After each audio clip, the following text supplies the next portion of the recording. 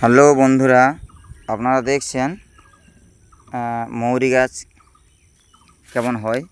এমনিতে মৌরি অনেকে খেয়েছেন, জানেন এইভাবেই হয় মৌরি গাছ।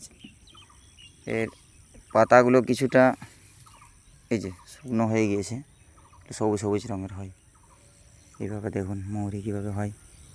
এই যে ওই আছে মৌরি চাষি আমাদের, ওই লুকোচ্ছে, লজ্জা লাগছে মনে হয়।